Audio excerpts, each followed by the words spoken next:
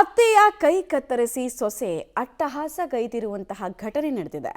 ಕುಡುಗೋಲ್ನಿಂದ ಅತ್ತೆಯ ಕೈಯನ್ನ ಸೊಸೆ ಕೊಚ್ಚಿರುವಂತಹ ಡೀಟೇಲ್ಸ್ ಇದೆ. ಬೆಳಗಾವಿ ತಾಲೂಕಿನ ಮಾವಿನಕಟ್ಟಿಯಲ್ಲಿ ಘಟನೆ ಆಗಿದೆ.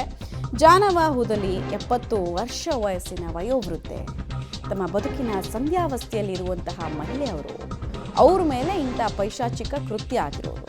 ಸೊಸೆ ಶಿಲ್ಪಾ ನಾಗರಾಜ್ ಹಲ್ಲೆ ಮಾಡಿರುವಂತಹ ವ್ಯಕ್ತಿ ಅನ್ನೋದು ಗೊತ್ತಾಗ್ತಾ ಇದೆ. ಇದಕ್ಕೆ ರೀಸನ್ ಕೇಳಿಬಿಟ್ರೆ ನೀವು ಹಾರ್ಬಿಡ್ತೀರಾ. ಇಂಥ ವಿಚಾರಕ್ಕೆಲ್ಲ ಕೈ ಕತ್ತರಿಸೋ ತನಕ ಹೋಗ್ತಾರಾ ಇವರು ಅಂತ. ಸೊಸೆ ಅಂದರೆ ಇನ್ನೊಂದು ಮಗಳು ಅನ್ನೋ ರೀತಿಯಲ್ಲಿ ಅತ್ತೆ ನೋಡ್ತಾರೆ. ಬಟ್ ನೋಡಿ ಪಾಪ ಈ ಬದುಕಿನ ಸಂಧ್ಯಾವಸ್ಥೆಯಲ್ಲಿರುವಂತಹ ತಾಯಿಯ ಪರಿಸ್ಥಿತಿ ನೋಡಿ ನೀವು. ಅತ್ತೆ ಜಾನವ ಇವರೇ ಯಾವ ವಿಚಾರಕ್ಕೆ ಇವ್ರ ಕೈಯನ್ನು ಕಟ್ಟು ಮಾಡಿದ್ಲು ಪಾಪಿ ಸೊಸೆ, ಕೀಚಕಿ ಸೊಸೆ ಅನ್ನೋ ವಿಚಾರಕ್ಕೆ ಸಂಬಂಧಪಟ್ಟಂತೆ ಡೀಟೇಲ್ಸನ್ನು ನಾವು ಕೊಡ್ತೀವಿ. ಆಕೆ ಹೇಳುವಂತಹ ರೀಸನ್ನು ಸಮಂಜಸವಾಗಿದೆಯಾ, ಕೋಪದ ಕೈಗೆ ಬುದ್ಧಿ ಕೊಟ್ಟರೆ ಎಂಥ ದೊಡ್ಡ ಅನಾಹುತ ಆಗುತ್ತೆ ಅನ್ನೋದಕ್ಕೆ ಇದು ಉದಾಹರಣೆ. ಊಟಕ ಮಾಡಕ್ ಬರ್ತಿರ್ರಿ ನಮ್ಮ ಮನಿಗವ್ರ ಈಗ ಅಲ್ಲೇ ಹೋಗ್ಕೊಂಡ್ರಂತೆ ಬೇ ಹಾಕಿರಿ.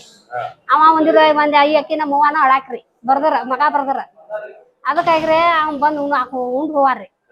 ಅದ್ರ ಇಬ್ರು ಇಂದ ಕರ್ಕೊಂಡ್ ಬಂದ್ ಇಕ್ಕಿನ ನಮ್ಮ ಮನಿಗೆ ಕರ್ಕೊಂಡ್ ಬಂದ ಇಬ್ರು ಆಕಿಗೆ ನಮಗ್ ಖುಷಿ ಐತ್ರಿ. ಅದ ಹಂಗ ಅಂದ್ರ ಹುಡುಗ ತಗೊಂಡ್ ನಿಂತರಿ ಇಕ್ಕಿ ಕಡ್ಕೋತ ನಿಂತೆ ನಾನ ಅದನ್ನ ಬಿಡ್ಸಾಕ್ ಹಾದ್ರ ನಾವ್ ಇಕ್ಕಿನ ಆಗ ಅವನ ಬಿಡ್ಸಾಕ್ ಹೋಗಿ ನನಗ ಇಕ್ಕಿ ಹರಿದು ಆಕಿನ ಕುಡುಗಲ್ಲಿ ಹಾಕ್ರಿ ಕೈಗ್ರಿ. ಆಯ್ತು ಸಸಿ ಈಗ ಈಗ ಕಿವಿ ಹರ್ಕೊಂಡ್ರಿ ನಂದ ಮತ್ ಕೊಳಾಯಿ ಸರಾನು ಹೋದು ಎಲ್ಲ ಹೋದ ಸಾಮಾನ ಜಳ ಊಟ ಮಾಡೋ ಸಂಬಂಧ ನಮ್ಮ ಮನಿಗೆ ನಾನ ಹೊಲಮನಿ ನಮ್ಗ ಹೊಲಮನಿ ಮಾಡೇನ್ರಿ.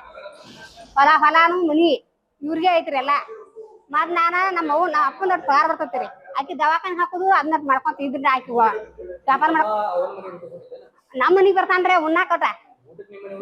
ಅವ್ನ ಕೇಳಿ ಬರ್ತಾನ್ರಿ ಸಿಟ್ರಿ ಅಲ್ಯಾಕ್ ಹೋಗ್ತಾರ್ರಿ ಅಂತೇಳಿ.